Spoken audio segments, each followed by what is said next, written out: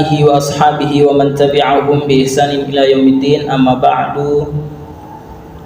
Hadirin yang dirahmati Allah Subhanahu wa taala, marilah kita mensyukuri nikmat Allah Subhanahu wa taala yang selalu diberikan kepada kita, yang setiap detiknya kita nikmati, yang setiap saat kita nikmati tentunya dengan lafaz hamdalah alhamdulillahirabbil alamin. Kemudian tak lupa kita panjatkan salawat serta salam kepada baginda Nabi besar Muhammad sallallahu alaihi wasallam. Allahumma shalli ala sayyidina Muhammad wa ala ali sayyidina Muhammad, yang dimana salawat ini begitu banyak fadilahnya. Salah satu fadilah apabila kita bersalat kepada baginda Nabi besar Muhammad sallallahu alaihi wasallam satu kali, maka Allah Subhanahu wa taala akan bersalat kepada kita sebanyak 10 kali. Dan juga apabila kita memperbanyak salat kepada baginda Nabi besar Muhammad sallallahu alaihi wasallam, disebutkan bahwasanya kita akan mendapatkan tempat di dekatnya Rasulullah sallallahu alaihi wasallam nanti di hari kiamat. Rasulullah sallallahu alaihi wasallam pernah bersabda, awalan nasi bi yaumal qiyamati aktsaruhum alayya salatan, yang artinya orang yang berada paling dekat denganku nanti di hari kiamat ialah aktsaruhum alayya salatan, yang paling banyak bersalat kepadaku. Dan orang yang dekat dengan Rasulullah sallallahu alaihi wasallam di hari kiamat tentunya besar kemungkinan ia mendapatkan syafaat dari Nabi Muhammad sallallahu alaihi wasallam. Allahumma salli ala sayyidina Muhammad wa ala ali sayyidina Muhammad. Hadirin yang dirahmati Allah Subhanahu wa taala, insyaallah pada kesempatan kali ini kita akan memulai dengan ayat Al-Qur'an firman Allah Subhanahu wa taala di surah Az-Zumar ayat 53 yang berbunyi, qul ya ibadiyalladzina asrafu ala anfusihim la taqnatu mir rahmatillah innallaha yaghfiru dzunuba jami'a innahu huwal ghafurur rahim, yang artinya qul, katakanlah, ya ibadiyalladzina asrafu, wahai hamba-hambaku, alladzina yang asrafu, yang melampaui batas, ala anfusihim, yang melampaui batas terhadap dirinya sendiri. Di dalam tafsir Al-Muyassar disebutkan maksud dari asrafu ala anfusihim ialah melampaui batas dari yang melakukan dosa-dosa memperturutkan hawa nafsunya. Jadi di sini bukan sekedar berdosa, namun asrafu ala anfusihim, ia melampaui batas dirinya dari melakukan dosa.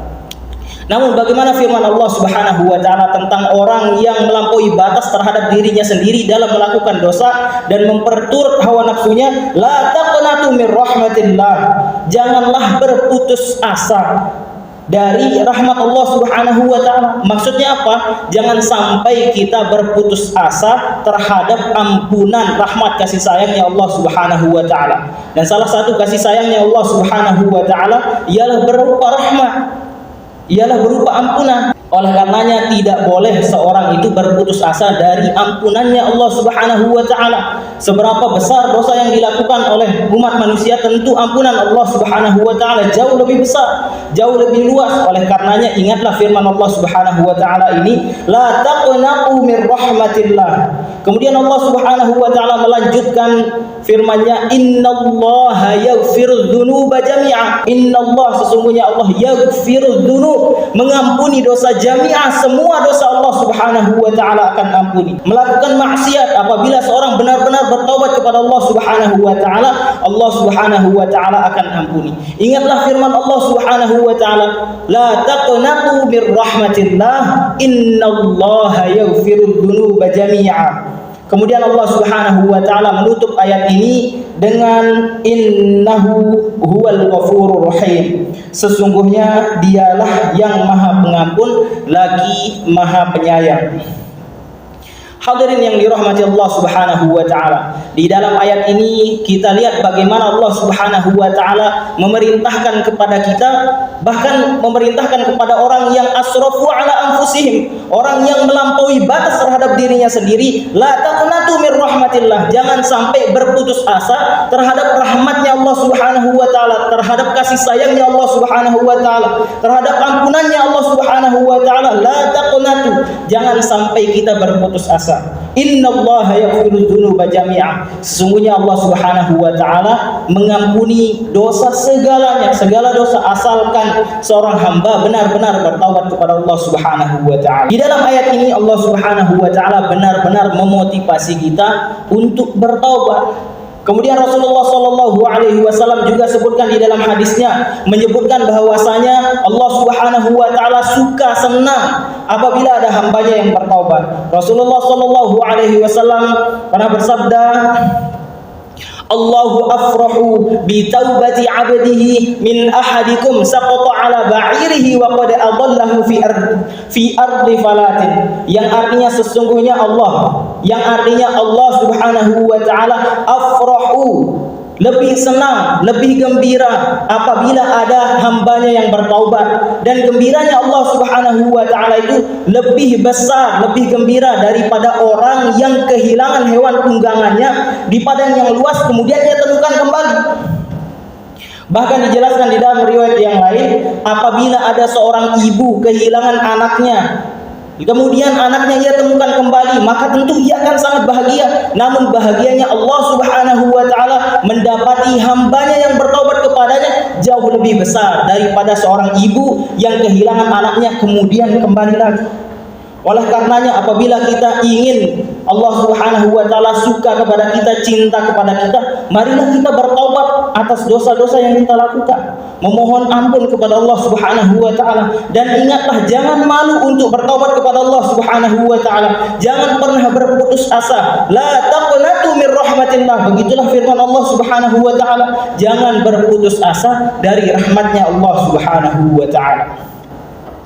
Penting untuk kita bertobat atas dosa-dosa yang telah kita lakukan. Dan juga kita harus meyakini satu hal yang perlu kita yakini, ialah semua hamba melakukan dosa, melakukan kesalahan. Kullu bani Adam khata'. Setiap anak Adam melakukan dosa. Dan khata' di sini ialah sighah mubalaghah. Artinya bukan seorang hamba itu melakukan satu kali kesalahan, bukan. Namun khata' artinya berkali-kali melakukan kesalahan.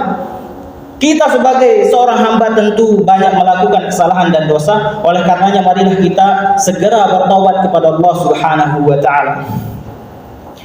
Taubat juga ialah hal yang dianjurkan oleh Rasulullah sallallahu alaihi wasallam. Bahkan Rasulullah sallallahu alaihi wasallam di hadis riwayat Muslim disebutkan bahwasanya Rasulullah sallallahu alaihi wasallam pernah bersabda, "Ya ayyuhan nas, tubu ila Allah fa inni atubu ilaihi fil yaumi mi'ata marratin."